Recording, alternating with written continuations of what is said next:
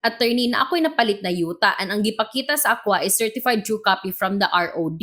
And then ako hang na found out na nakaprenda di ay sa bangko. Unsa akong angay buhaton? Okay, this is actually very common no kanang mga property na giprenda na unya gibaligya pagyapon sa lain sa tag-iya. While under our civil code bisag giprenda na sa tag-iya naagyapon siya katungod nga ibaligya na. But kinahanglan niya i-disclose or pahibawon ang iyahang buyer nga iyahan na tong giprenda, okay? Kay take note nga if ang buyer mo palit sa usa ka property na giprenda na, appeal ang sa iyahang pagpalit ang katong encumbrances anang property. Appeal tong obligasyon nga naa sa bangko kung pananglitan sa bangko siya giprenda. So bisag napalit na sa second buyer no ang property, ang bangko pwede gihapon niya i-foreclose ang property unless tubuson to sa second buyer. So mao nang kinahanglan i-disclose sa seller nga nakaprenda na ang property. What if wala gi-disclose sa seller ang property? So naagyapon siya tulubagon na naakay ang buyer na ay remedy under the law if na ay misrepresentation. Okay?